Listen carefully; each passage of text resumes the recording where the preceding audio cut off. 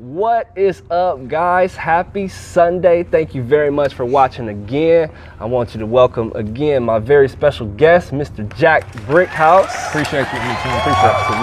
Absolutely. And the topic we have for you today is evaluate yourself. Now everybody get up!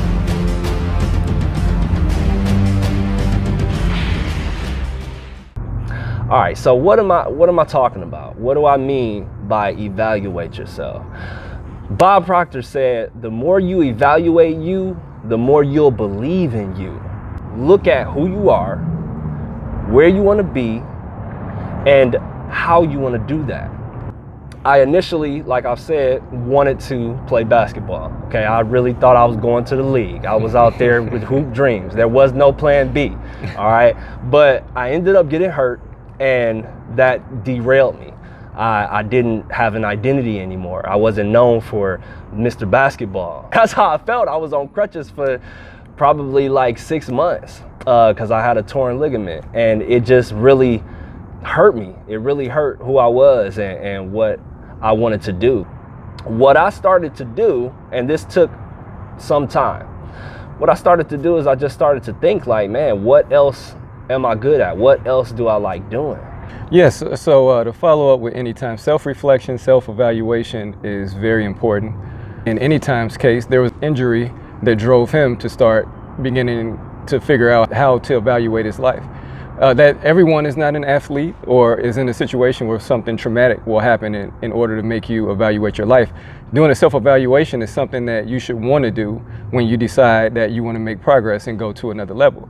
Well, it's easier said than done. I've heard that many times. Every time I tell someone, hey, just do a self-evaluation, they're like, oh, it's easier said than done.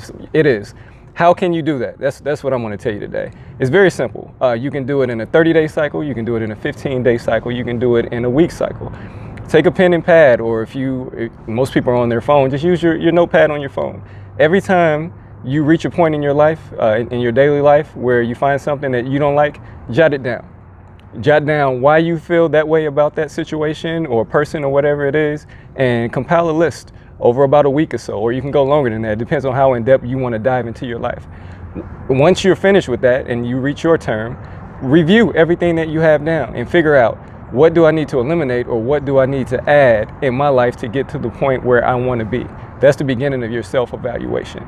Figuring out the things that you need to add or take away from your life to get to the next step. That's how you put together a simple evaluation, and it can be as in-depth as you want it to be. It's up to you. There's no right or wrong way to do a self-evaluation. Yeah, absolutely. Like he said, writing things down, that is so key. Especially when you want to figure out what do you like and what you don't like. It's easy to say, oh, I keep it all in my head, right? No, write it down, all right? You want to find out what you want or find out what you don't want and write it down. Don't trust your memory. That is so key.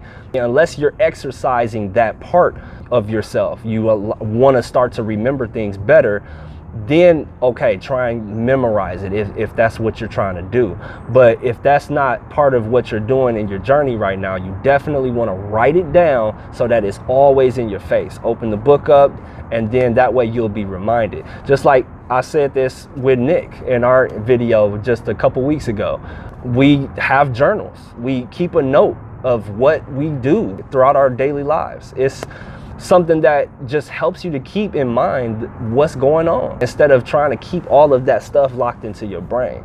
You know, as I went off into this trying to find myself journey, I ventured off into a lot of different things. I started recording videos, writing poetry, rapping. There was so many different things that I started to go into, and I didn't really know which one I wanted to focus on. But the next thing that helped me was all of the self-development. Jim Rohn, Robert Proctor, Tony Robbins. I mean, there's Les Brown. Oh, and of course, Mr. Jack Brickhouse. This man, Appreciate it.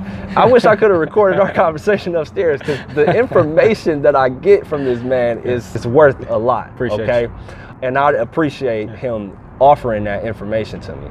But that's another thing that you want to do. You want to start going into these people's lives that actually wrote down what they were doing to become as successful as they were, because it's a blueprint. And each one is actually different. They all have different styles.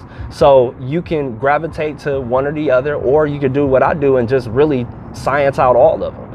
And that'll really help you to start to figure out, okay, yeah, I know I'm capable. I know I can do these things. I know that I can be better. And you'll start to figure out what you're good at and what you're not good at. And that's how you'll start that process of, oh, okay, let me, think about what I want to do now, because now I know I have these strengths in this area and I'm weak in this area. Once you do all those things that Anytime just mentioned, the hardest part of all of this, and not just with self-evaluation, with anything you want to do in life when you're trying to make a change, is execution. Execution. Can you execute? You can sit down and you can compile all the lists that you want to put together, but if you can't execute everything that you set out to do, you're not going to make any headroom. You're not going to go anywhere. You have to execute, and execution requires accountability. You have to be accountable. When you put something down with self-evaluation, generally there's no one hanging behind you unless you hire a life coach like myself. There's nobody hassling you to make sure that you are doing everything that you need to do to reach your goal you set out to achieve. All right, so sometimes you have to be accountable yourself. So you do the self-evaluation, you put together the plan on paper, and you don't walk away and say, oh, I did good enough. You actually make a list of everything that you have, which you have done already, and you go through that list and prioritize. Well, I'll do this first, I'll do this second, I'll do this third. And if you do some things out of order, it's okay. Like this is your first time doing this. Like, it's fine. You don't have to, everything does not have to be mapped out in a perfect roadmap. Since we're talking maps, if you're traveling to your best friend's house and an accident happens on the road, you don't turn around and go home. You find another route and you still make it to your friend's house. So treat yourself like that. When you're trying to execute a plan, things are going to change, variables are going to change, but stick to it, and you will fulfill and reach the goals and the destinies that you set out to accomplish. All right, man. Thank you very much. Didn't want to take too much of your time, y'all. Thank you very much for watching again. The Panoramic Lifestyles, the movement. What up, H? What up, Ad is my manager, my business partner. Anytime's Panoramic Lifestyle with us. I just wanted to say hello to a few people that helped me out to get to some of the places that I've been able to get to. All right, so that's all we got for you today. Thank you again for watching. Please like, share, help us out. We're trying to help you out, and we can all help each other when we work together. So thanks again for watching. Have a good day. Now everybody get up!